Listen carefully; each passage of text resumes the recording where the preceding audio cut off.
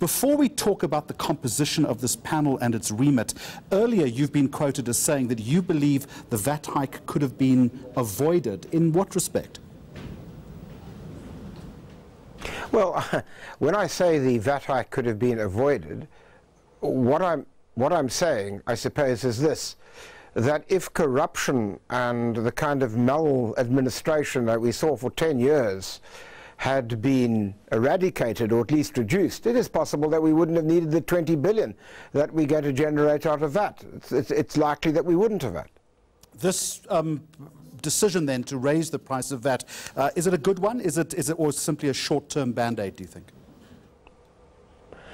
It's never a good one. I mean, you don't have good decisions of this particular kind. The question is it the least harmful to the economy and the most viable under the circumstances, which it is. Does that mean that one could reduce VAT back to 14%? Well, it's possible. If we can start growing the economy at 3 or 4%, all sorts of things are possible. But at the present sort of growth trajectory, it'd be unlikely to see the thing come down in the short term.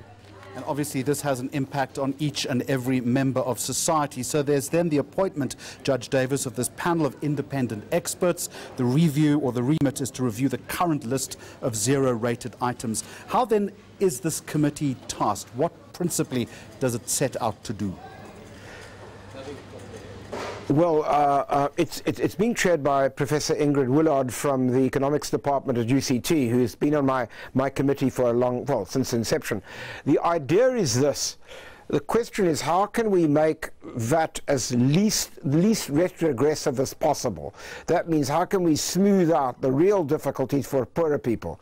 You and I, we can muddle through, but whether in fact poorer people can depends upon what the effect is on them. So the real question is, can we look at a basket of zero-rated goods to see whether we can actually reduce the retrogressive effects on VAT by targeting zero ratings which would be meaningful to poorer people. Now, of course, many of these zero ratings affect everybody, and therefore, if you do it in a random way, you land up by actually benefiting richer people, reducing the amount of income that you get out of that, and you don't really achieve very much. So that's why the idea is to have a panel of representative people drawn from a wide section of society and of economic views in order to actually give the minister advice. Are there goods and services that we can zero rate which would have a direct effect on the poor and mitigate the increase of VAT? Judge Davis, would this panel specifically be looking at food items, or could they extend that?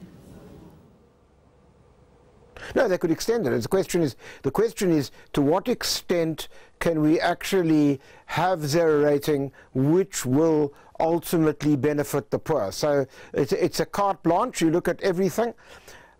Zero ratings are generally not a very efficient system of redistribution.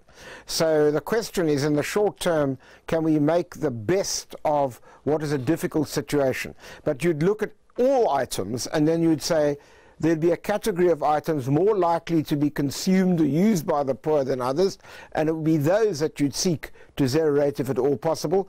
And I would hope that we could go further than that and perhaps make some suggestions as to alternatives other than zero ratings, which may well be able to assistance to poorer sections of the community. I mean, that's really what we're trying to do.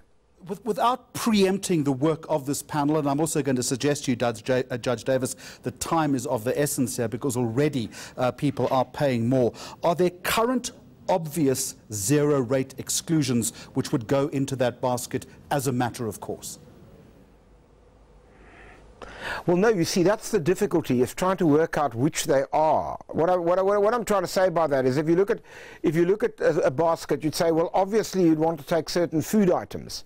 But then you find that if you look at those food items, you find that actually wealthier people actually consume a vast proportion of that. And therefore, you know, you're giving up a huge sum of money for very little. So you may well decide that some other form of redistributive measure is better. And that's why it's really important to actually drill down and look at the basket of consumption of poorer people and see whether in fact you can target it more efficiently than we've done previously. At the moment, to be honest with you, I have no idea where we would go further until one had actually looked at that kind of consumption pattern.